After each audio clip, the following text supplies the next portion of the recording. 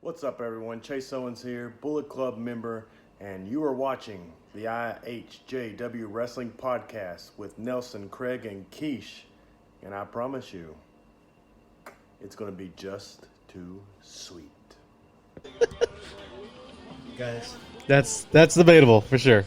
And of course, the Yeti. Yeti. I'm here with the Yeti. The Yeti. You know? Oh, the Yeti's on. Is No, in the yeah, show. he's the it's The Yeti's in the it's show. amazing Oh my what God. on. The show was amazing. Oh god, she's so good. So to update everyone, we are watching Halloween Havoc NXT that happened this past Wednesday, and we just started. And right now, like I said before, Damian Priest had the best entrance of the night, no matter what anybody says. And Shotzi Blackheart is amazing.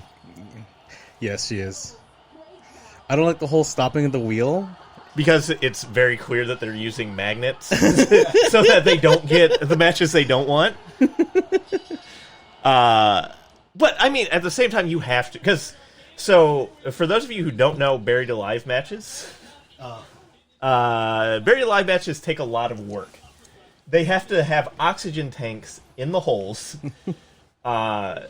so that nobody accidentally gets injured. Mick Foley did a very big interview on it. About was it the first one against Taker? That I think did the most on? likely it was the first one where he took that crazy bump where he was thrown about 10 feet into the Right. grave site. And he had to find, and he literally had to find the oxygen tank because Taker was going to start burying him. I would never trust the WWE to set up a stunt after all the accidents So and of stuff. everyone in the 90s. who should not trust them, he should be the first person that should not trust them. Well, McFoley is he's a loon. Like We also watched the video of Chris Jericho asking people about taking a tack bump, and he says that it went through all these hardcore legends, Bubba Ray Dudley, Tommy Dreamer, all these people who said that it sucks, and Mick Foley's comment was, "I love it." I'm still They like, say, how does it feel when you land on it? It feels like I have tacks in my back. Yeah. I've still not seen matches when he was in Japan facing Terry Funk in those death matches. I'm still scared to watch. So those. I watched that whole tournament. Oh God. If you love wrestling, it is something to watch, but it's one of the few amazing matches I do not recommend to everyone. If you are squeamish, do not watch those matches. For example, they do not file down the barbed wire in Yeah, Japan. no, they actually use almost real ass barbed wire. There is a point where Mick Foley gets a spur stuck in his arm and rips it out in the middle of the match. So if you guys are squeamish at all, that is not one to watch at all. Yeah, I got to see highlights of that. My uncles and everyone's like, "Oh my god," because they loved the Funk Brothers, all them. It was before I really knew about Mick Foley, and that was popular over here. But it was nasty. It's hard. it's hard to get through. I have watched original ECW stuff, and I can't watch New Jack matches. No. But this is probably that tournament, the King of the Deathmatch tournament, with the finals of Cactus Jack versus Terry Funk, is probably the closest I've ever gotten to turn something off that wasn't like CZW gross out stuff. I used to hate Abdullah the Butcher. Like, seeing his... The human tomato dispenser? Yeah, he was nasty. Oh, my God. Like, I've only heard just seeing him stories about stab him. people with forks, and... Okay. Didn't he get one guy, like, hepatitis C or something? Yes, that was I remember that ESPN 30 Was for it- 30. Was it interviews. Randy? Did Randy's dad get it from him? Or? I don't know per se. I just remember a 30 for 30 on ESPN. He does Where they talked about that. interviews on YouTube. Hannibal, right? Yes. Hannibal, yeah. It's When I saw New Jack beat up that 16-year-old, I that was horrible. can't watch it. Yeah. So yeah, And there's it's not moments like, and that was not like kayfabe. That was like, no, it was that was legitimately that kid wanted. That kid asked New Jack if he could get any offense on him. So New Jack takes a straight razor and cuts the top of his head open. Yes. And his dad's in the audience. Yes. And that poor kid, all the things that happened to him after, he passed away too, Yes. like at a really young age. He was never the same after. New Jack also almost killed a guy by throwing him Off a scaffolding. off of a scaffold Which- into the ropes. yeah, which because- should have killed him. Yeah, because he even admitted that New Jack admitted that he wasn't aiming for the tables. They stacked, I think, 4 or 5 Yeah. tables high. Then he was supposed to throw. I forgot who his opponent was, but New Jack even admitted, it's like, nah, I was trying to kill him, and like you can tell New Jack throws him 4 to 3 feet away from the table spot, and like literally toward the ring to the ropes. Like It's not close. It's not close at all. He like was saying that it was retribution for him getting thrown off onto the cement and hitting. It's yes, not I close. think it was the same. It was like a similar spot between both of them. It was off a. It was like somewhere in the stadium. I think second level of a stadium. he It was wasn't. saying. It wasn't nearly as high. Yeah, no, that was.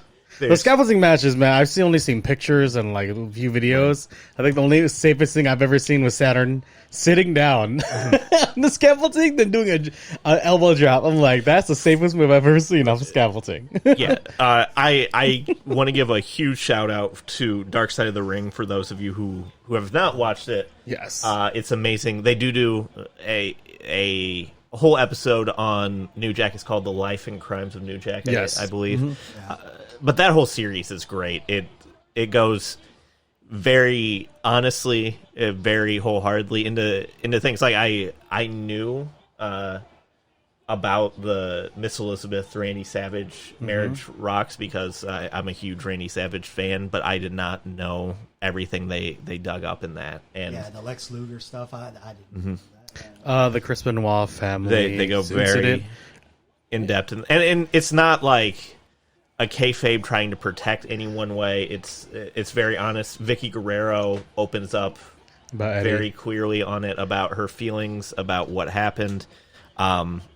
Some of the other highlights they go into some of the more uplifting ones because we're talking about some of the dark ones. It goes into the Brawl for All. Yeah. Yes. How it ruined Steve Williams. And the Brawl for All, I was shocked that they got both Jim Cornette and Vince Russo. They're not together, obviously, in the same room, but they're both on the same episode. Well, I think that Jim he did a lot of give him a lot of backstories Right. and stuff. They were like at his house. He's the Yeah. Cornette Vault. Jim Cornette's one of the people who's been on the most. I think so. Well, after that, they were asking in the Chris Benoit, how come Kevin Sullivan didn't speak, and he never spoke about it until he went out with Jim Cornette a little while after. He said it was because I don't want to make the parents, Nancy's parents, suffer more than they already did. Right. He's like, why am I going to defend myself by bringing some other people down?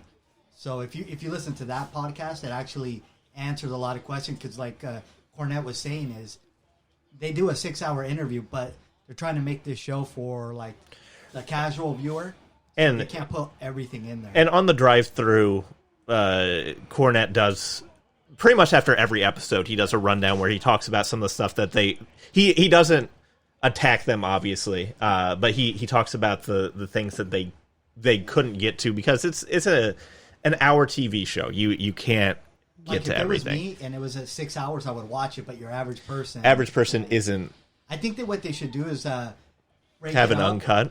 Yeah, and just like release little Mm-hmm. episodes of it, There's a few that are. So the Chris Benoit one is 2 3? episodes. Is it? I thought was it was it 3. three? It might be 2. It felt like 3. I think It Because has a lot of information. It was a very emotionally draining episode for sure. But they also they're not biased. Is I think what I like them because so when the Fabulous Moolah kind of when everything came out, that was that 2 WrestleManias ago or 3. I think It was like 3, right? 3 because I think it was 3. When that came out, there were a lot of people on both sides, but the problem was that every interview was either pro Moolah or completely anti Moolah. That episode it talks to people on both sides, and it just presents it as fact. So that's Dark Side of the Ring is something that's highly recommendable. I would probably say to start with the Chris Benoit one because it's the most intense. Yeah. Yes.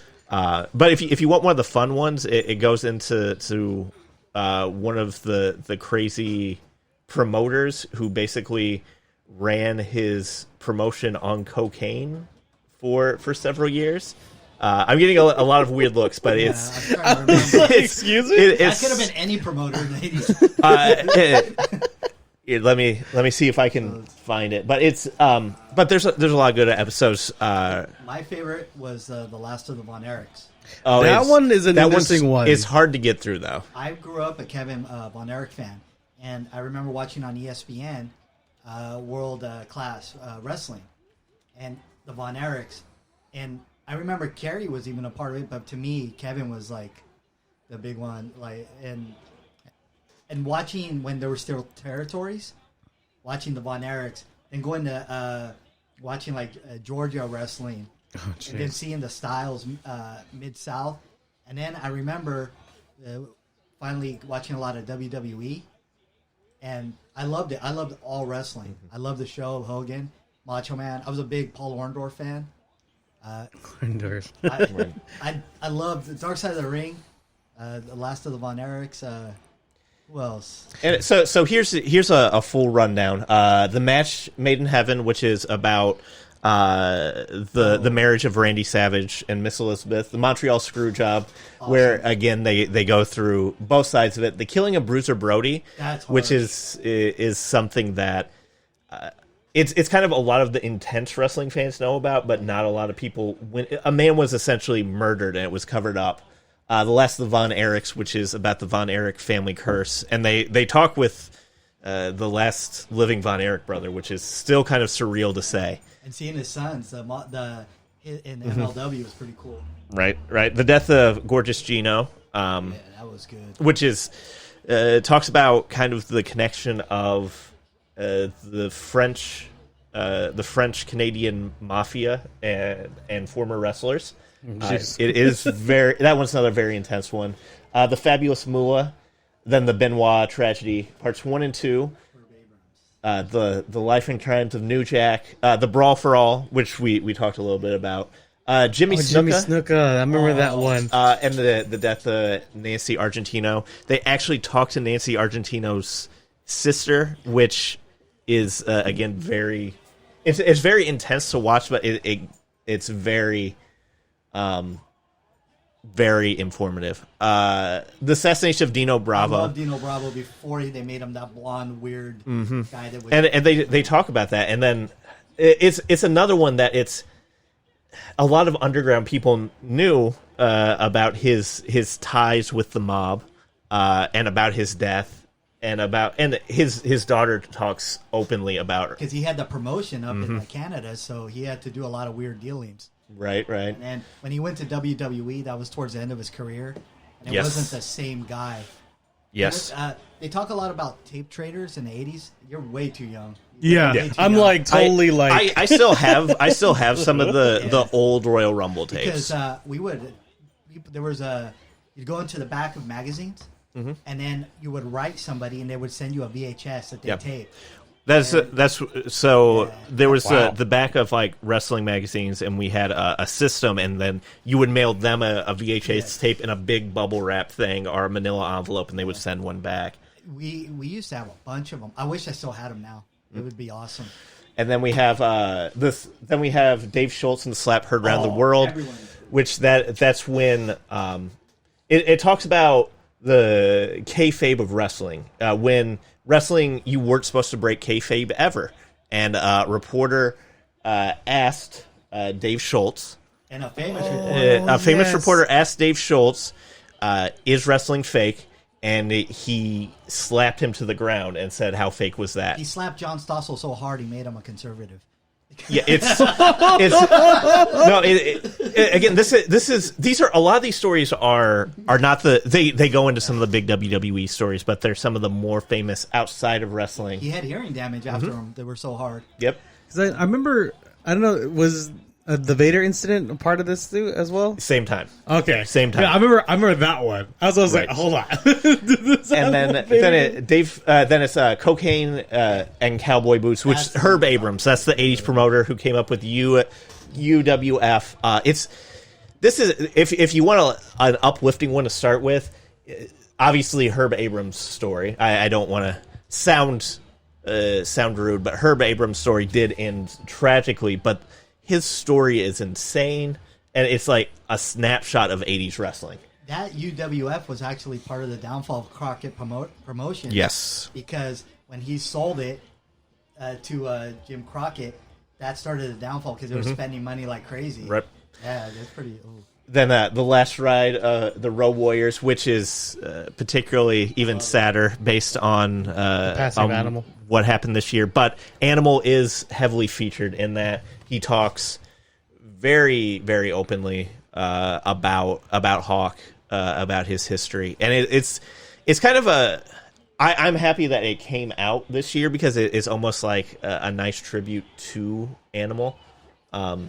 And kind of everything that happened. And then what is also intense was the season finale was the death of Owen Hart. That's why I mentioned which I was watching the live. WWE with your safety. Funny thing, I watched live too, so that's why I watched that one because I remember that moment when GR came on live and said Owen Hart's been brought to the hospital, but the show is going on. When I saw Jerry And I the was King like, Lawler's ooh. face going like, his face was like to me like saying like, what the hell are we doing? Right. When It was yeah. to me that was like one of the worst moments in the history of WWE. I had tickets to be live at that show.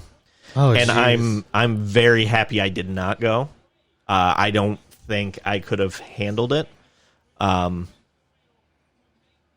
Yeah, I really, it was too much. That guy would have been, if they would have just used him properly. You got one of the best workers, and you put him in a cape And here's and just to tell you kind of about how deep the stories go, and so this is I believe it's Jim Ross who was being interviewed during the Owen Hart thing. He talked about how he was obviously ringside during that. While Owen was falling, he was screaming at the ring workers to get out of the way because he didn't want to hurt them. Owen was out for screaming. other people. Yeah, well, Owen was falling. As he was, he had to know he was plummeting to his death. He was trying to protect people. And the one thing I like, other than the Jim Ross part, when he remember hearing Owen scream to the people on the ground, is that the turnaround a few years after Owen's death, when WCW was taken over, and we saw all these great wrestlers come in, and not thinking about what could have been if Owen Hart was around. And he could have been one of the Radicals, right? With Perry Saturn, Dean Malenko, Eddie Guerrero, Chris Jericho, and all those WCW guys.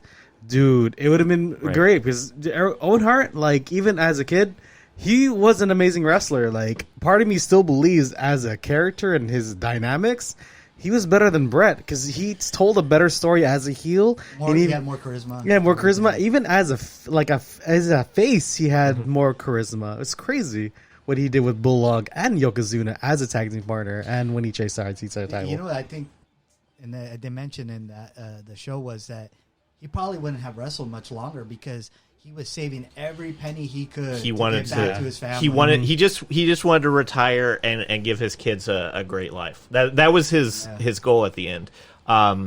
He probably would have done that. Have a cool wrestling school up there.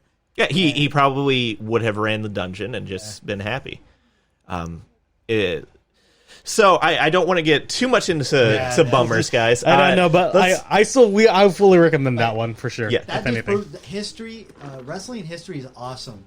And I think if you go with the history of old school wrestling, not really much today, you could tell what was happening in your time based on what characters were like in the WWF. I was like, oh, War in Iraq, here you go. Oh, jeez. Like aliens are getting these signals going like. So Oh, man. we are recording this on Halloween night in America. So what I'd like to do is just take some time to go back to a wrestling show that has been very prominent this year, and kind of go through each of them a little bit, and talk about our touch with it, and then give kind of a bigger review of Halloween Havoc 2019. So Halloween Havoc does go back to 1989 in WCW. I was only one. Which it's one of the biggest things to note about this is one, that it was the Great Muta having a match in WCW was the main event in a Thunderdome match, which again is goofy and weird. But the Great Muta did tag with Terry Funk in a losing effort against Ric Flair and Sting in one of the times that Ric Flair Sting was believing that Ric Flair had turned to be good. We'll talk about that a lot during Halloween Havoc because you can't talk about WCW without that happening. This is so awesome because I have not thought about the first one, and I'm just looking at the lineup, and I'm remembering Lex Luger and the Brian Pillman one. That just like, wow. Also the Skyscrapers.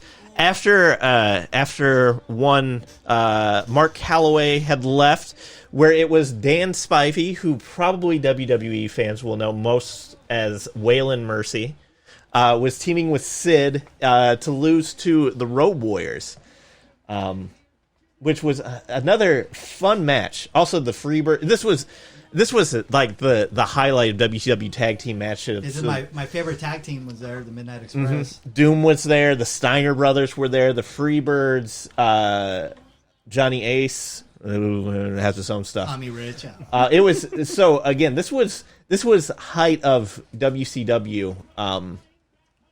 WCW tag team wrestling, but just to get a sense of where you were. The opening match, Tom Zink, the Z-Man, are one of like 500 people who've had that nickname, defeated Mike Rotunda. IRS. So he wasn't. Holy crap! He was not IRS yet. He was not Wall Street. He was not. He was not part of the Varsity Club. This was just plain old Mike Rotunda. Just years ago. So that was 1989. So this was NWA stuff. Go on, guys. Then in 1990 was when we're still NWA, but this is when things are starting to pick up a little bit. It was the highlight of this one was an NWA World Title match where Sting defeated Sid Vicious, who's another guy who it's very hard to tie together because Sid jumped so much back and forth between WWE and WCW. But this was another big time. And how Sid jumped from WWE to WCW multiple times because of his open-ended contract or his people just pure scared of him, right? Mm-hmm. They're like legitimately scared of him. So he would leave randomly and go to another promotion, and I don't think anyone still to this day would have been thought twice about trying to stop him. I mean, he tried to murder Arn Anderson, who's one of the toughest guys in wrestling. He tried to stab him with scissors. Well, he did stab him with scissors. Didn't kill him. Yeah, wasn't Arn drunk? Yeah, it was. It's also that was highlighted in the downfall of WCW because Eric Bischoff brings it up in a weird shoot moment while stripping him of the title. So that was 1990. Then in 91 was when it shifted to WCW officially. And so in quite possibly one of the most ridiculous overbooked matches of all time that people forget is not the main event, but was the curtain jerker, El Gigante, who is best known the best way of saying Giant Gonzalez Oh my god. Sting and the Steiners took on Abdullah the Butcher, the Diamond Stud, Cactus Jack, and Vader in a Chamber of Horrors match. For anybody who hasn't seen it, it's a cage that so there's outside the ring. There's a cage with a it's a kind of an indentation at the top. In the center of the ring is a shark cage with a Electric chair, with right? an electric chair in it, and to win the match, you had to lock a member of the opposing team in it and turn it on. And it's an absolute crap show. So the ending is Rick Steiner is in the chair. Rick Steiner is in the chair, and I forgot who's on the other team. I think it's Cactus Jack is holding the switch. Yes. And Abdullah the Butcher forgets the spot. So Cactus Jack has to spend all this time pretending like he doesn't know how to flip a switch until Abdullah the Butcher wanders by the chair and Rick Steiner can switch the two. So it's one of those matches that you definitely should watch because it's hilarious. Also on this card, we did have Steve Austin, stunning Steve Austin, taking on Dustin Rhodes when he's still known just as the son of the American Dream. It was a time limit draw, which it's actually a good match if nobody's seen it. But followed it up, you have Bill Casimir beating Oz by submission. Kevin Nash. It is Kevin Nash. Yeah. With a turban and short blonde hair, and his manager is Kevin Sullivan, dressed up with a Middle Eastern. Kevin Sullivan's all over this card as he in different costumes. It's just hilarious to watch Kevin Sullivan on this card. This is sort of like the downfall of WCW right here. You can tell by the booking. Like, you see, like... Well, you would think this... But this is actually the first downfall before Bischoff came in and saved them. And then you had Lex Luger defeating Ron Simmons in a 3 out of Falls match. Of course, this was when Ron Simmons was in the world title picture and eventually became the first major African-American world champion. But this is also around the time where...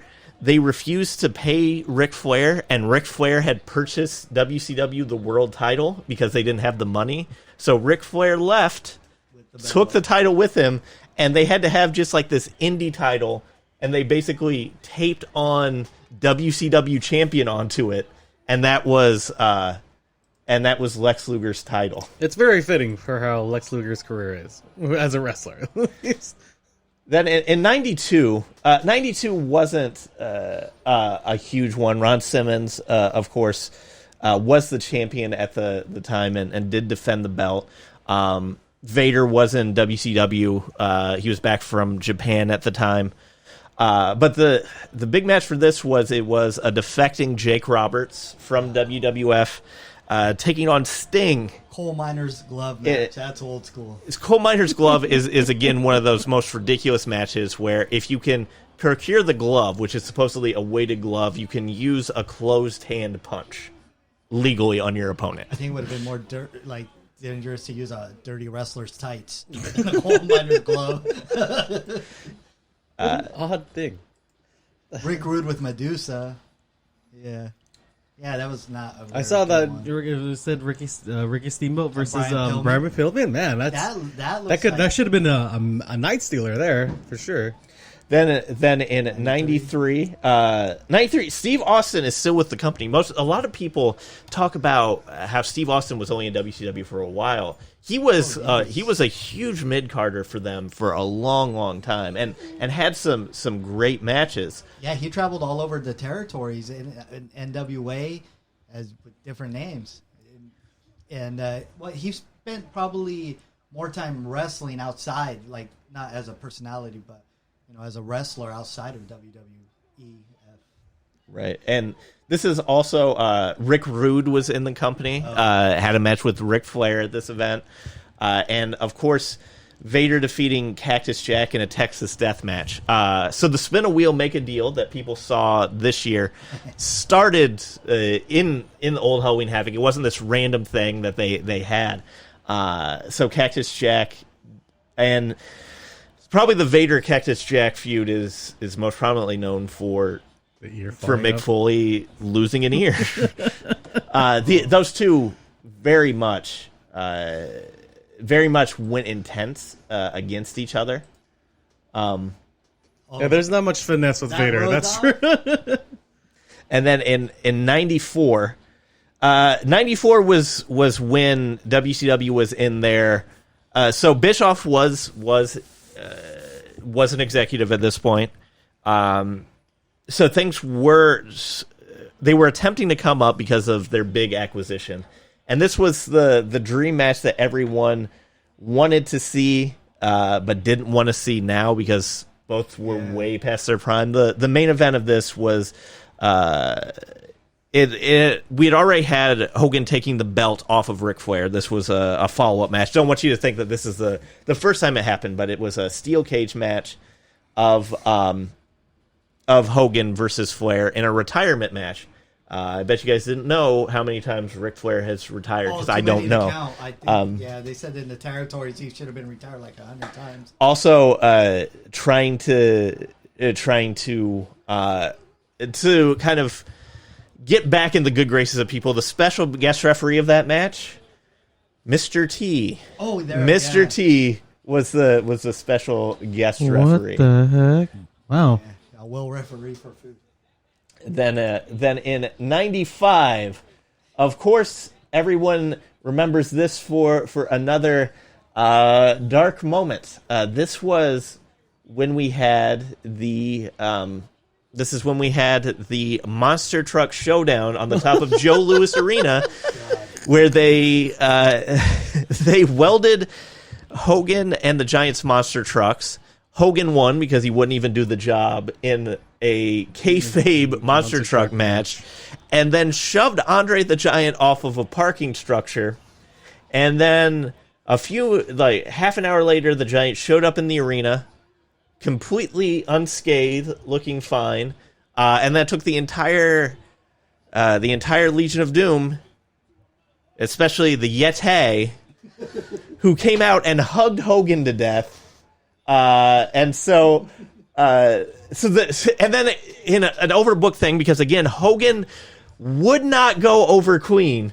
The Giant won by disqualification because Jimmy Hart hit the Giant first. But that sneaky Jimmy Hart had defected to the Dungeon of Doom and had it in his contract that even if he lost by disqualification, that Hogan would drop the title. This, of course, led to World War III, where Savage got his first WCW title, but Hogan changed the booking in the middle of the match so that he never was queerly eliminated. The Giant pulled him out underneath the rope, and then during Savage's first title win, it's Hogan in the ring bitching about how he didn't lose. Randy Savage got it dirty in If you guys don't know, it was very dirty. Randy Savage won 3 WCW titles, and his longest reign was about 24 hours, right? Yes. Or nearly 24 hours after each one. And also all of those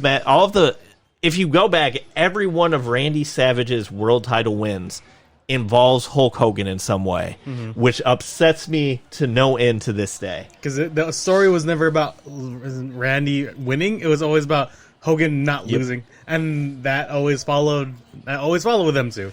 And it's weird that always followed them too. Also, there's a lot of horrible fun in this match, in this card. So there was also when Sabu, who during his 3-month stay in WCW, defeated Mr. JL, who was Jerry Lynn in a mask. And this was the match where the Sheik, who is Sabu's real uncle, Territory, right? uses a fireball on Jerry Lynn without telling him. Hits him with a fireball. God. After the match is over, there's no cameras on him. He just hits him with a fireball without telling him. Oh my god. Also, Sting and Ric Flair. So this is also the match where Ric Flair had been kicked out of the Horsemen, and Sting again trusting in Ric Flair, trusting in his buddy. So Ric Flair was injured. We didn't see it, but he was injured before this match. So he doesn't come in. So it's a 2-1. It's a handicap match at the beginning of Arn Anderson and Brian Pillman against Sting, and then Ric Flair comes in, and everybody's excited because it's finally face Ric Flair. And there's some great 80s, 70s ring work where there's one part where Sting, I think he's in a Boston Crab, it's some submission, and he looks up at Ric Flair and screams, "Nature Boy." And Ric Flair screams, "Stand tall," and it's hilarious. And eventually Sting gets the fire back, tags in Ric Flair.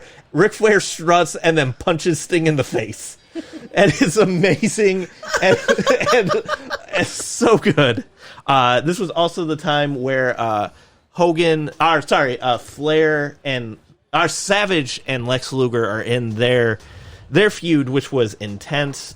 Savage is legitimately injured and working through it, and they put in some great matches, which, if you have not seen Lex Luger matches in a while, go back and watch them as an adult, because they are hilarious. Whenever Lex Luger is touched, he screams as if somebody is stealing his children. And it is great. And is also, this the point where Miss Elizabeth is with Lex, or am I tripping? I think this is right before Miss Elizabeth signed on. Okay. If you look at not the matches themselves, but if you go by the wrestlers, there's a lot of great wrestlers. Dude. But the matches are horrible. And this really? You mean Chris Benoit versus Dean Malenko and this is Steven Regal? These were all before the show. Going through the dark match. These are the dark matches. The dark matches Eddie are Guerrero bad. versus Disco Inferno. Which Disco Inferno was a good a good worker. Yeah, he was good. Paul Orndorff, who was in WCW, The Renegade, defeated the Renegade. The Renegade was WCW's attempt of stealing the Ultimate Warrior. Essentially, they had a man that they promoted. So they say they weren't, but they were promoting him as the Ultimate Warrior. He has a sad story. I don't want to attack the guy, but it's not his fault. Be called the Renegade. It's not his fault. But Paul Orndorff, then Chris Benoit and Dean Malenko versus Steven Regal and Robert Eaton. That just sounds amazing. It's a great match. You're looking at some of the best workers ever in the dark match. But then, oh my God. then you have to bring it back down, because the last main event is, we don't want to get the big the kind of big momentum. It's Craig Pittman versus VK Wall Street, which I will always love IRS for his character work. He was the Randy Orton prototype in the ring, where it's, let's slow this down. And then the first match, and I don't remember if it's 3 or 4 pay-per-views in a row, where the first match of the card was Johnny B. Bad, Mark Marrow versus Diamond Dallas Page, and it goes in subsequent order. The first match, which was this one, he loses. Page loses the television title to Mark Marrow. The next month, he loses his manager, which was Kimberly Page, and then his millions of dollars of bingo winning money. Yes, the feud was built on bingo winning money.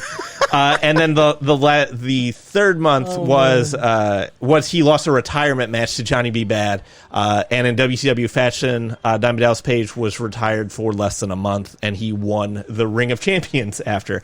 So if you haven't watched it for laughs, 95 Halloween Havoc is a classic. You know what? I want to rewatch it just for the names. I want to see those dark matches. To be honest, I really are the dark matches on WWE Network? Does anybody know? I don't know. I've not looked at Halloween Havoc. I've only watched the main one on the network. Okay. I have not watched. It may have been the time where they didn't have tape and they could. Oh God! They were just like taping over it, like NASA did with like old footage from the moon. Then if it wasn't on the pay-per-view buy, we can't show it. Who would want to see this later? Then in '96, we're fully in the swing of NWO territory here. Yeah. And also Eric Bischoff territory, because the Luchadors are on this card a lot. We have Psychosis, Juventud, Ray, Dean Malenko, who wasn't a Luchador but wrestled in the cruiserweight style. Six was there, Jericho was there. There were a lot of great matches. The first Eddie 4 was matches there. were all cruiserweight matches. But to tell you to get where things were, this was when the Outsiders took back the the tag titles from Harlem Heat, and the main event was NWO versus NWO, where Hogan defeated Randy Savage to take the title, and it was the weird thing where the Giant defected into the NWO. It was overbooked NWO everywhere. I noticed in a lot of them that Woman was. Yep, and Woman was there.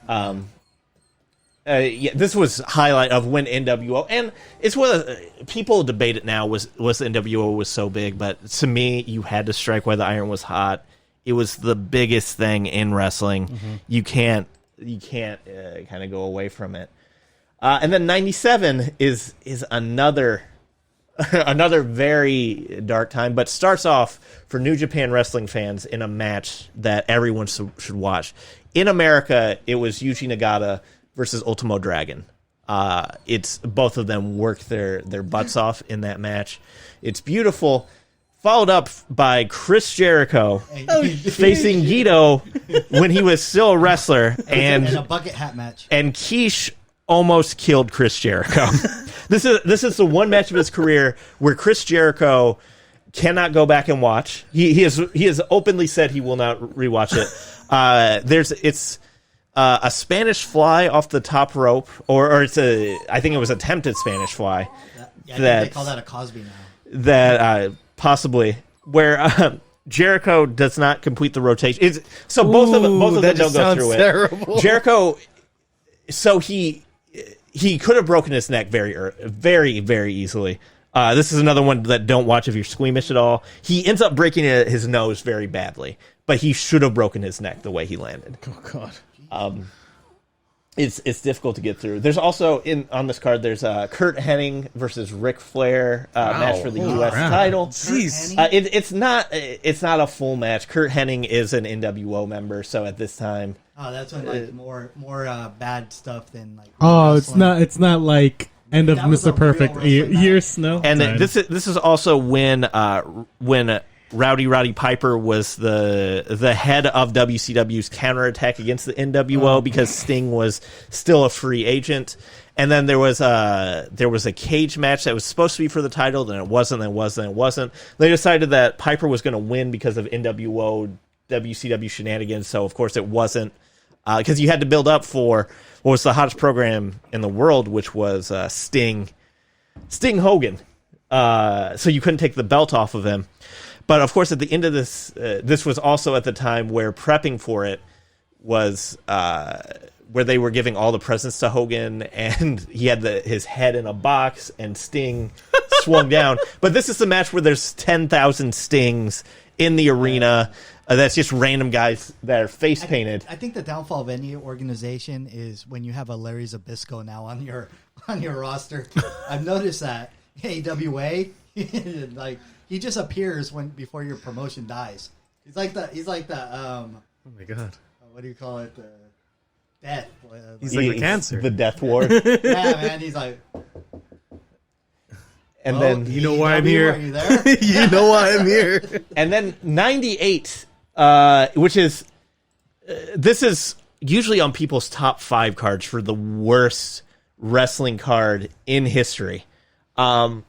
Which starts off strong with 2 of the greatest performers again in the history of the business. Oh my God. Where you start off with Jericho and Raven for the television title.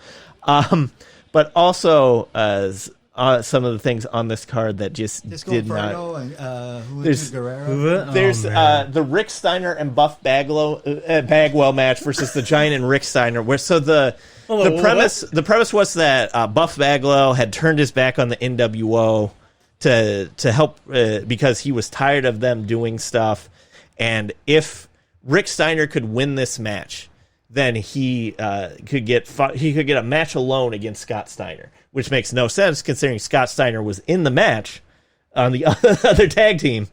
And then Buff Bagwell comes in and immediately hits Rick Steiner, and Rick Steiner beats men 3-on-1 to win the match.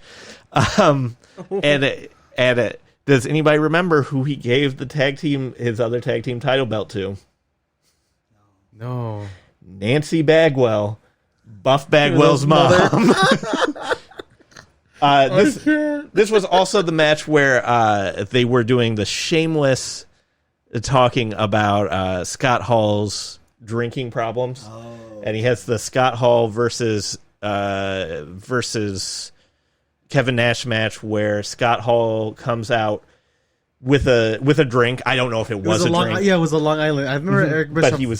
But Eric Bischoff talked about this match where, like, though it was a work, Right, Scott Hall actually got, it was supposed to be a fell work. into Supposedly, Scott Hall got actually. He's a method actor. Or wrestler. Yes, Yeah, and he would and actually Nash, drink too. Nash Crazy. just jackknifed him and then walked out of the ring. Yeah, it's Scott Hall threw up in that match, right? If I remember correctly. Right. I thought he did throw up during that match. I remember a story about Daniel that. Day-Lewis of wrestling. He really got into his role. We're just hoping that Scott Hall's like back. We on his hope horse. he's okay. Because, If you guys know that he did have an incident this week, I don't want to drag somebody through the mud, but we hope he's okay. Yeah, because he's gained. He made so much progress in the last few years. So Right. we are rooting for him. Also, this was Bret Hart versus Sting, which on paper sounds like a great match, but Bret Hart punched Sting in the back of the head with brass knuckles and knocked him out. Was the end of that match. Again, behind the referee's back, because they were teasing, was Bret Hart in the NWO? Was he not? And then what many people have said is the worst wrestling. I can't say it's the worst wrestling match of all time. I think that will always be Sharmell versus Jenna Maraska. But it's when Hulk Hogan got WCW to bring Ultimate Warrior there to get his win back, and then it was just awful. I know, Keish, you've only seen parts of this, but Nelson, have you Yes. seen the whole match? I haven't seen the whole match. I probably just saw clips of it. It's Probably would have done brain damage. it's I probably would've seen it. it's an 80s shooty match for most of it in 1998. It's an 80s shooty, just Hold on. Yeah, because pumping each other up spots. none of them fest. are technicians, so No. all they do is just like they punch each other in the face a couple times, and the guy gets hulked out. And then it ends with Hulk Hogan is sitting in the corner. Supposed to be at the end of the match is supposed to be he uses flash paper to throw a fireball at Warrior and then pin him. Hogan is you said it looks like he's testing the lighter. It looks like when he did the fire paper, like he just first got the fire paper. He's like, oh, I should make sure that this works, and that's what it looked like. Like, all right, he's gonna try to do a little bit. The whole thing flashed in front of his eyes, I don't think he knew what was going to happen. If you look close, the network has edited this match down, but if you look close on old silver screen VHSs and stuff, there's a moment where Hogan's mustache is on fire, and it's hilarious. And then Eric Bischoff has to book an ending to a match. I love Eric Bischoff, but you can't turn this around. He has to book the ending to his millions and millions of dollars of a match live when he isn't in the ring. So Eric Bischoff comes to the ring, shoves the referee in his jacket while Horace Hogan comes to the ring and attacks Warrior, and that's the end of the match. Also, that's not even the worst of this match. This match goes on for so overtime that we miss one of the best matches in WCW history. Yeah, it's 14 minutes. This should have been that match alone. I remember they said it's supposed to be a 10-minute match. It says it's 14, 18, right? Right. Jeez. And it almost went to so a lot of people, because pay-per-views were on hard cutoffs then, missed the main event, which was an amazing match between Diamond Dallas Page and Goldberg. Goldberg was still in the middle of the streak. This was the moment that a lot of people say is when the streak should have ended, because Page was so over. It's a fantastic match. The Diamond Cutter hadn't been kicked out of in years at this point. Page hits the Diamond Cutter, but it takes him a while to cover Goldberg, and Goldberg kicks out of it. But again, WCW had to give away this match on Nitro because a lot of people missed it. I think preceding the Goldberg Dallas DDP match, I think DDP beat Macho Man like a few months before with the Diamond Cutter, and that set up the whole like, oh, DDP is actually believable. He just beat Randy Savage. He was on fire at this point. And then 99, 2000 was epitome of WCW going out the door. But Disco Inferno's still there though. Give him props. This is when it is definitely starting with the overbooked stuff. Like Lex Luger couldn't be Lex Luger; he was the total package. Sting defeated Hogan for the title earlier on in the match, or earlier on in the night, and Goldberg defeated Sid Vicious earlier on in the night. For the United States title, and then they had to have a match for all the belts later on in the. It's WCW was just it's Vince Russo trash. Anytime Lash LaRue's in a match, I watch. Holy crap! And then of course 2000 is just the last Chronic. the last kickings of a dead horse. Reno and Sergeant AWOL. That's just the start of the night. Of course, Vampiro, who was the young plucky upstart. I think he was in his mid-30s. Yes. But he's like the replacement for Raven, right? Yep, he's the young plucky upstart they're trying to push. And you could go back and see promos of Hogan trying to put Vampiro over. But thankfully, Vampiro was, I think, done with his. He was either done or before the Sting, where Sting ran around with fake blood on himself for like 2 months. Here's a second sign of a promotion going down. Shane Douglas. Oh, Shane Douglas. Oh wow! And of course, the main event was if Goldberg couldn't defeat both members of Chronic, he would have to retire. That's right, Brian Adams and Brian Clark. Jim Duggan. Oh my! Oh, I can't. Oh man, I saw Chronic on there, and I'm like, oh yeah, that's my moment where I'm like, no wonder I stopped watching WCW. So before we get into kind of the big review, which was this Wednesday night, what are you guys? What memories do you guys have for Halloween Havoc? Because I think, despite going through all the laughable things, I just want to hear your opinions on what you remember. The one thing I truly remember, and I believe this is Halloween Havoc, is Rey Mysterio's first match in the all purple suit. Like, that's like iconic. I only remember that because of, Rey Mysterio is a small dude. I was a very young kid, so that was really cool. Just seeing this small guy flying around. He looked like the purple phantasm or phantom. He was trying to be the Phantom. That was his. It was one of his first comic book inspired. But all I remember from most of the Halloween Havocs is, with all the costumes. And I love Juventud, I love Psychosis, and the DDP Goldberg match that I watched Monday Night Raw instead of the pay-per-view. Those are the matches I really enjoyed. But the Cruiserweight division, man, on pay-per-views, it was truly amazing and made me fall in love with Juvi, Psychosis, and Rey Mysterio, and I was very happy to be. La Parka was also. Oh, La Parka with the chair. Oh man, good times. So simple, so simple.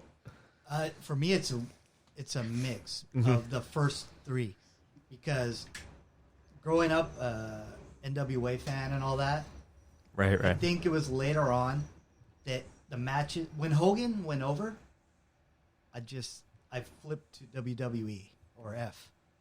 Right. I don't know, something happened to the wrestling I liked, but I loved seeing like the Samoan SWAT team. I loved for some reason. Oh, jeez. The Road Warriors and the Fabulous Freebirds. I remember that match against Johnny Ace for some reason, against John Laurinaitis. Oh, jeez. But it's a really weird, dumb matches that I remember more than like the main events.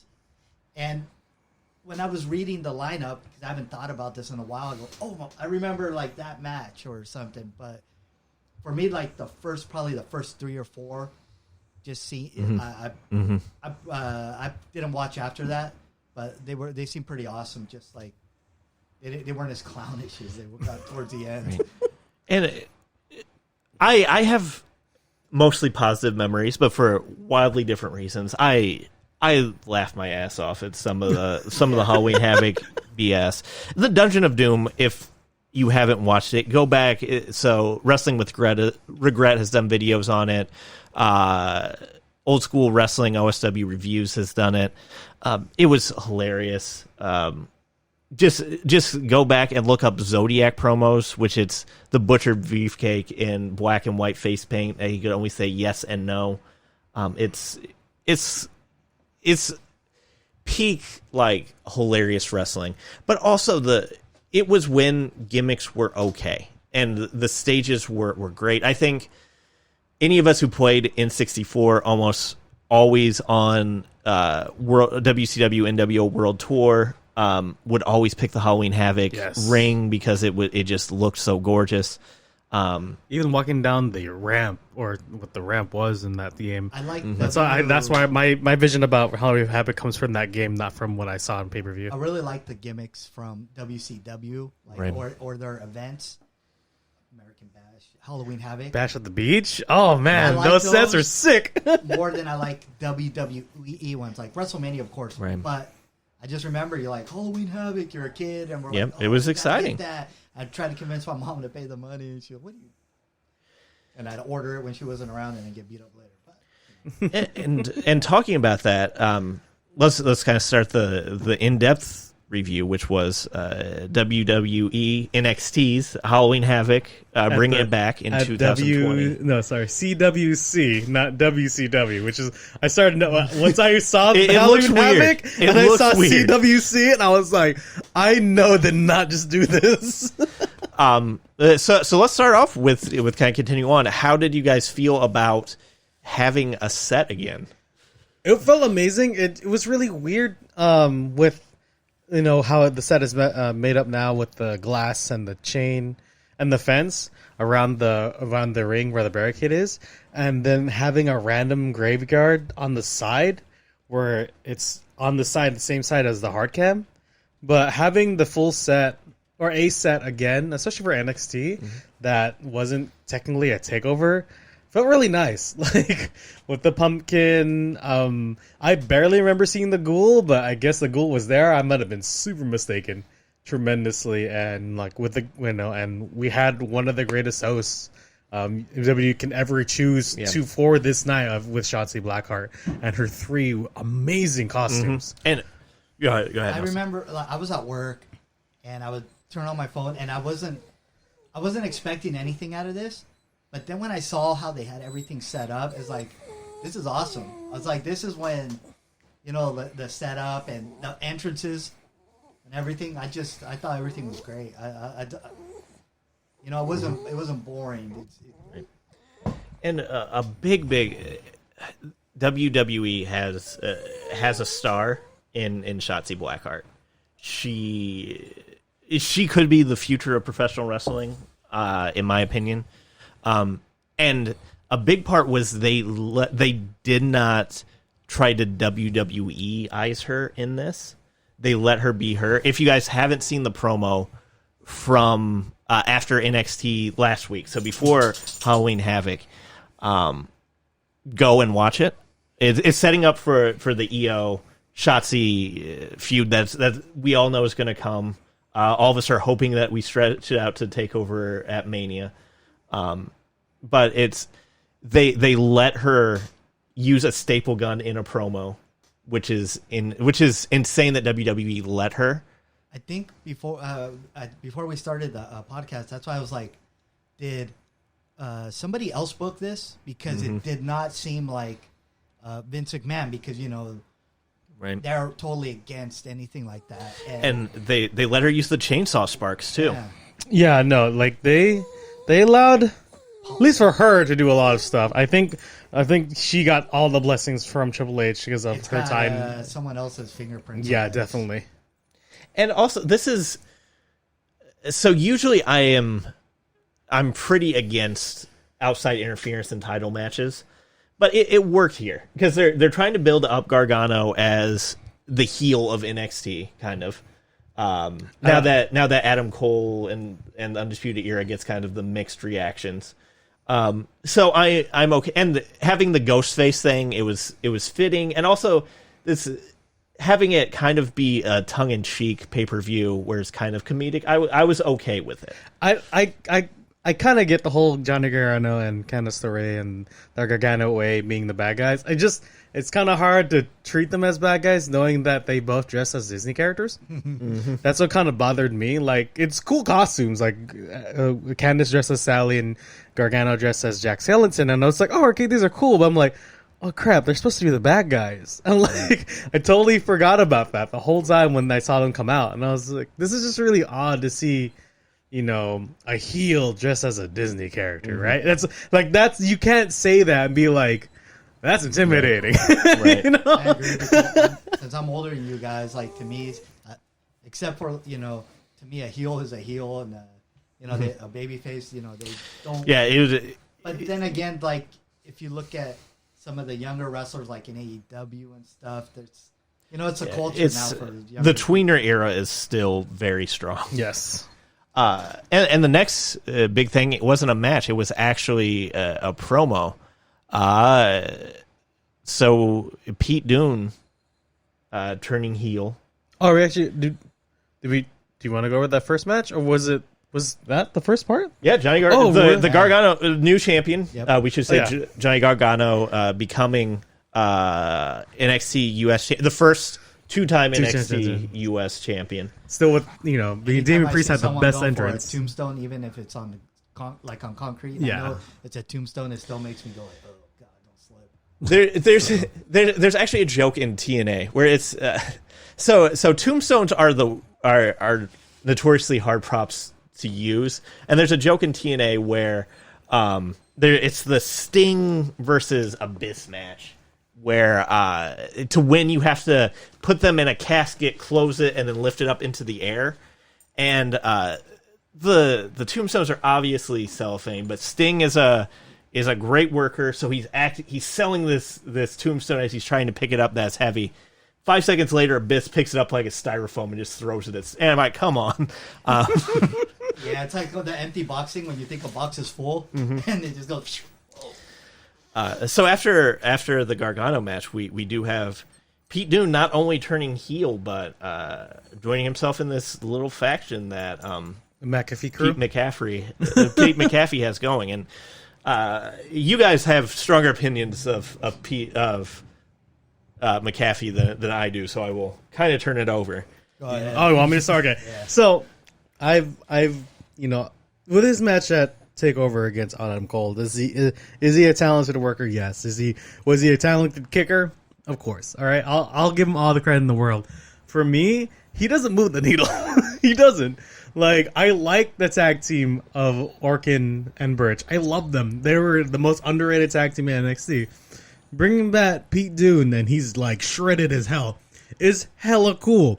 Then you see Pete McAfee, and it doesn't ring menace. It rings that I have money and you don't. This is why I have these three guys next to me.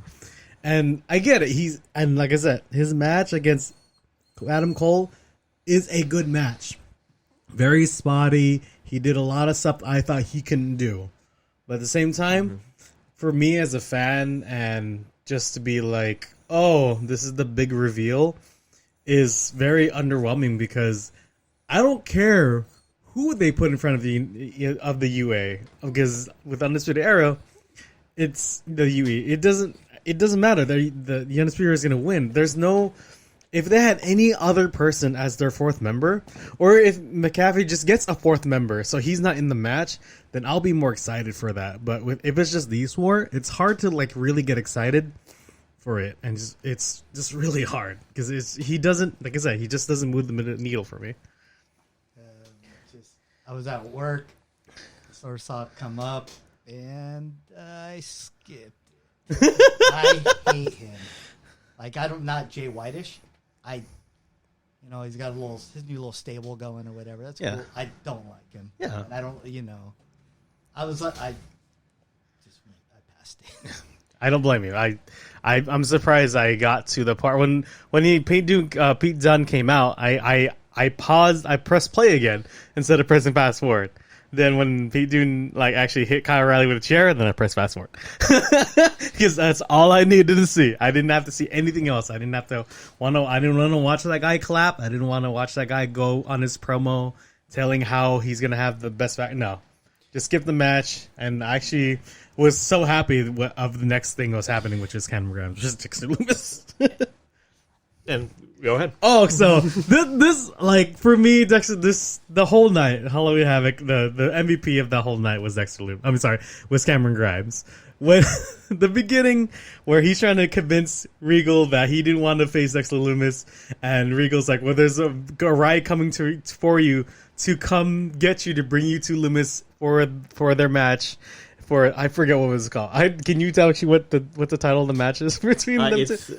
I think it was The House of I think it's the Halloween Havoc. Haunted House of Terror Haunted match. House of Terror, yeah. I was like, I didn't know. It just seemed like hilarious because the first part of the whole thing is Cameron Grimes walking out of the building. He's like, "Come on, Regal, let's go there together." And Regal doesn't follow, and the door closes behind Cameron Grimes, and the van comes up, and you can clearly see the person that's driving the van next to the person that's in a costume that's pretending to drive the van, which is hilarious. Then who pops They out? weren't trying to cover it. No, it was just, it looked like that was like, oh, you know what? We're going to try to get through this smooth way. And who pops out of the van? Of course, is Michael P.S. Hayes in his Freebird, talking, dressing, and he was just like going on. And his mic was like, just like really fuzzy, or his music was way too loud, so you couldn't really hear anything he said. He was rambling anyway, just like his Hall of Fame speech. No offense, his speech was more than 2 hours long itself. He was drunk.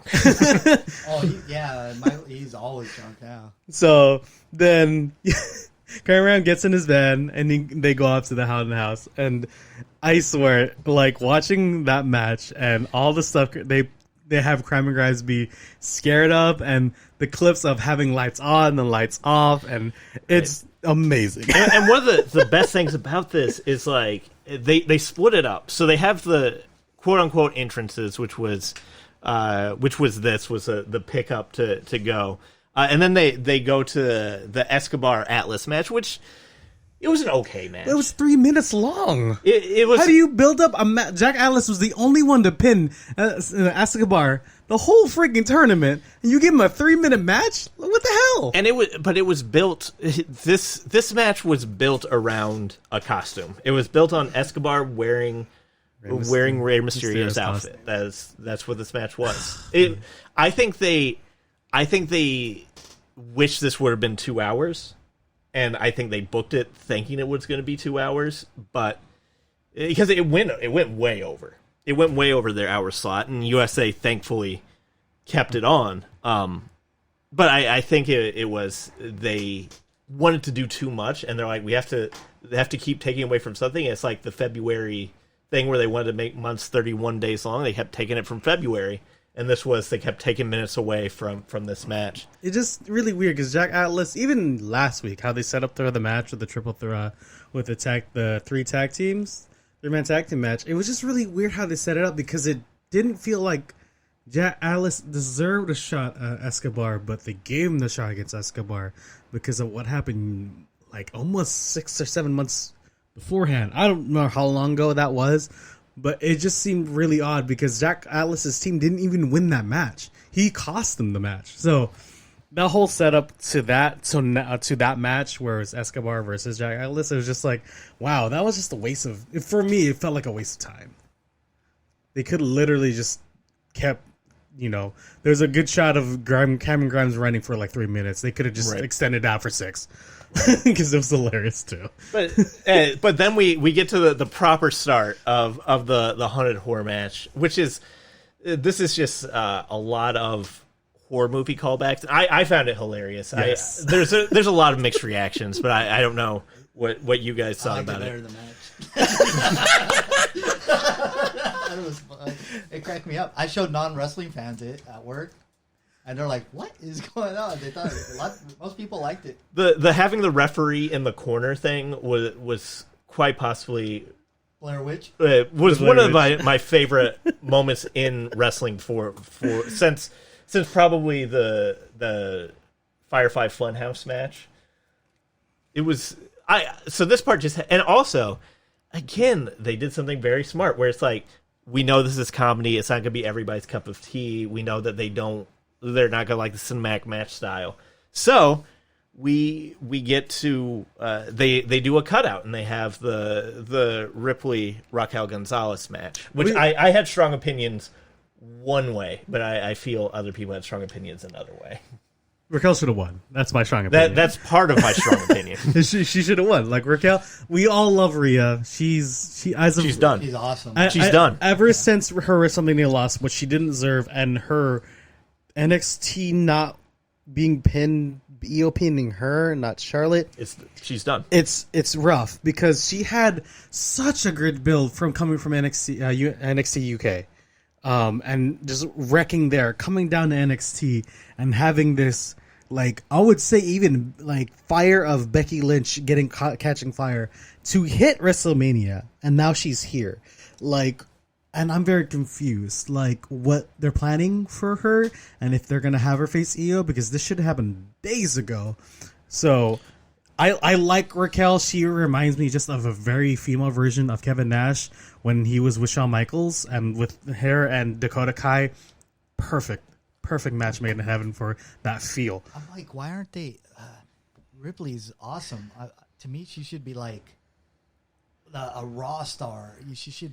I don't know. It's like really weird because, I don't see the shows every week of NXT and stuff. Mm-hmm.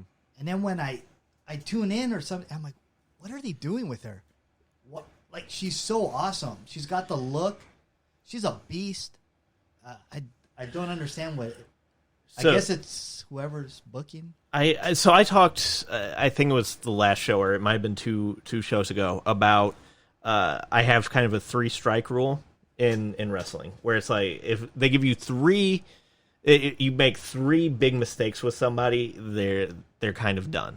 And Rhea's gotten there for me. It was her first promo on NXT where she kind of stumbled through it, which you're nervous, understandable. And all right, and it's not like NXT UK is taped, so you have chances for backup. So when she went to NXT Live, which is understandable, that's acceptable at least. Charlotte was the biggest miscue. It wasn't on her.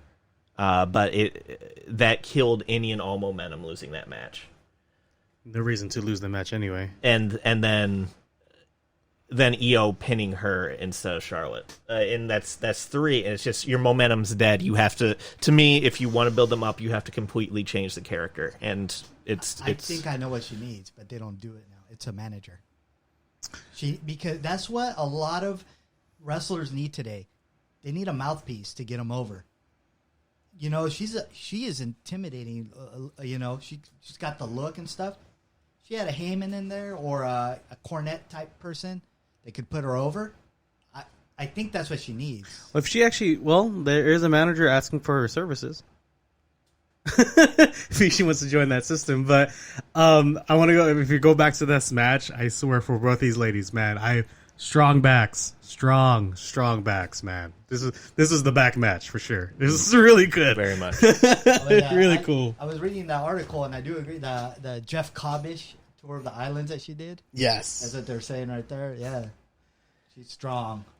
Yeah, no, this is really cool. Just seeing these 2 women, they're super strong, they're super beefy, and both their moves show power. It's not like Samoan drop, no offense to Nia Jax. It's not just Samoan drop. It's like they lift them up, they hold them up, then you're going down. Yeah. Well, Nia Jax is like she gets more than 3 strikes.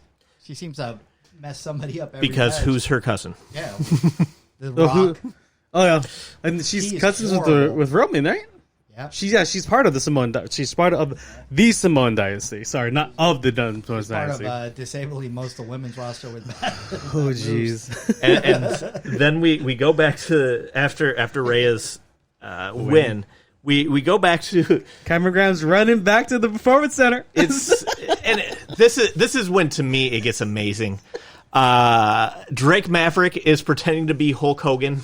I have mixed emotions about that, but go ahead. But Drake Maverick can do no wrong for me, True. so that's why I was okay with it. But we have a Yeti sighting to hug him to death. and Killian Dane as the Shockmaster, and it's Awesome. just listening to it. It sounds stupid, but watch it, and it's amazing. You can tell it's wrestlers that know their history and that want the laugh because they know their history. Michael Hayes' freaking fanny pack is huge. I just noticed that. It looks like a backpack. It's like, I can tell if a wrestler's rich or they say you're farting through silk. He has a whole silk outfit on. And we're talking about these like 90s fanny packs, Yeah. not the 2019, 2020 like the one fanny The Rock packs. had in that one classic picture. And also in a moment that I feel was WWE making fun of itself and WWE CW, we have an appearance by cosplaying zombies. Yes.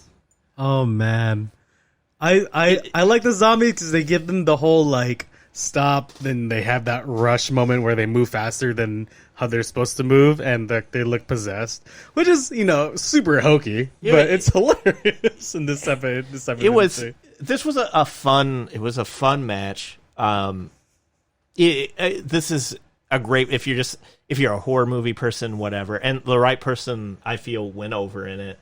It was a fun match, and I would recommend it. Yeah, Dexter Lumis is like very cold stare, and everything is so good. And I'll always remember Cameron Grimes saying, "You better stop doing that. I'm Cameron Grimes. You don't know who you're messing with. I'm Cameron Grimes." As he falls backwards in fear. Oh man, like for me though, there's a lot of really good matches in this card. Watch the Dexter Lumis versus Cameron Grimes. It's the biggest, greatest feeling in the world. Then I think so for those of you who don't know, I love Io Shirai as an in-ring performer, as not an in-ring performer. I have a huge crush on Io. This match is sensational. It's not a typical 5-star. It's not like the high emotional thing that you got with Bailey And Sasha. with Bailey Sasha. It's not the 5-star technical classic match, but for a TLC match, for somebody who I feel like they don't have their chemistry together fully between the two of them. They both want to put on a good match and work their asses off in this match. Yeah, there's many times where you see the match and they have these little random slip-ups where it's like they stop because they're both supposed to swing at a different time, but they forget what time, and that happens a lot. But the match is still great, and they put up the whole highs and lows, and even the finish where the bump that Candice Ray took, I was like, whoa, because that was super dangerous. Yeah, because she went knee first. Super dangerous. She went one knee first, not knees 1st. One knee first, then she landed on her back, and I was just like, I really hope she's okay. And like Johnny, kayfabe or not, Johnny ran out and made sure she was all right, and that was pretty cool. Just a CEO on top of the ladder with her title. I was surprised at the bumps, and I didn't think they would take it that far. I'm like, oh Jesus! And so the ending of this match had a huge swing for me. Ghostface, the guy who's dressed up as Ghostface, who helped Gargano win earlier, comes out again, and puts Candice on. Nelson's about to spit out water. Sorry, I just thought of the Yeti. Oh my God. So Ghostface does come out again and puts Candice on top of the ladder, and I thought we were going to have James Ellsworth Carmella situation. I really thought that was going to happen. I was thinking of the Rhino Christian situation. So I got scared. But WWE knew who the star of this show was. Shotzi came out. It had to be a wrestler. I haven't looked up the rumors of who Ghostface was. It had to be a male wrestler. But Shotzi showing off shocking strength to get him up for an electric chair. But again, it's a guy who's much bigger than her, both weight and size wise.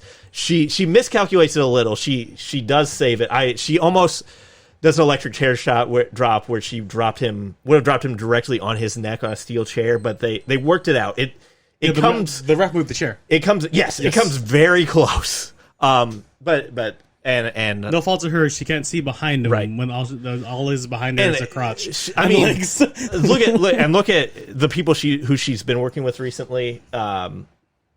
Dakota is a tall lady, but compared to whoever was in the Ghostface getup, much taller than Dakota. But Io retains here. There is one part of this match that I found very interesting that I'd like to talk to you guys about. Yes, Io should have won. Yes, Shotzi should have gone over. Should have gotten over because this was her show and she deserved it. How did you guys feel about Poppy? I didn't know she was actually like singing. I thought it was lip sync. I swear, and I was like, no way. Some of it she was supposedly singing. I thought it was lip sync. Yeah. It was, Milli Vanilli. And yeah, no, and no knocks on her. I think she performed live on NXT before. Poppy is an interesting character. She claims to be a religious leader. Has these weird videos where she pretends to be a robot. But is super over in the horror community. Obviously has at least some kind of a friendship with Io.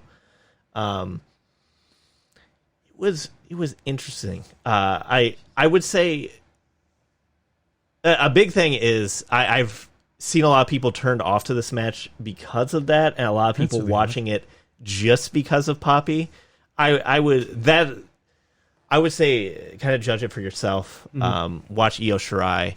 If you guys don't do anything else, just go and watch. Just go through and flip through the NXT account to see all of Shotzi's outfits that she wore during the show. Or follow Shotzi on Instagram because she has all of them on there as well. give Shotzi as much credit as you can. She is besides Roman.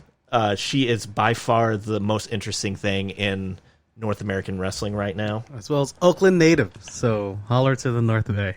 Yes. And NorCal too. One of us at this table may have sold a piece of furniture to her father. Which is that's a funny story. We'll save it for another day. There's stuff. I always want to bring up that story if I ever get to meet her and be like, because I still remember the chair her father bought. Because he's the one who actually introduced Shotzi to me, which is pretty funny. But I don't want to go into that. Where can we go from here? Well, yeah, I just want to say that the production, that's where AEW lacks, is the production crew and everything. It's top notch. WWE, when you're watching, you're like, everything was awesome. The camera work and everything.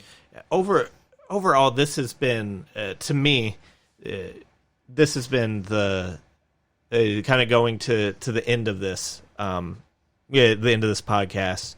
After we've talked about Halloween Havoc, I want to highly recommend people go and watch this show. To me, this has been by far the best TV show of the year.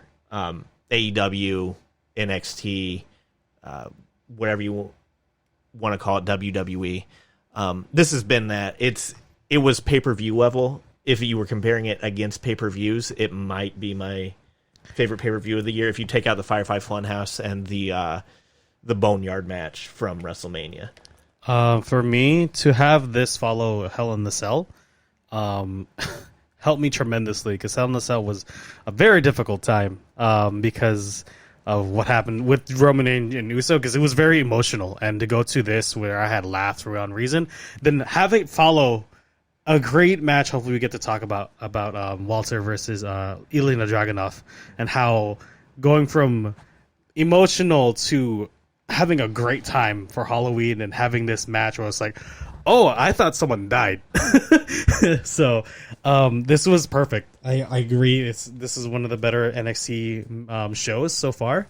But yeah, I'm happy I got to see, and WWE brought back the whole Halloween I Havoc. watched it in pieces, and I would like stop, and then whenever I got like 10 minutes, and it cracked me up. I thought it was great. It was so entertaining, like as wrestling as a show.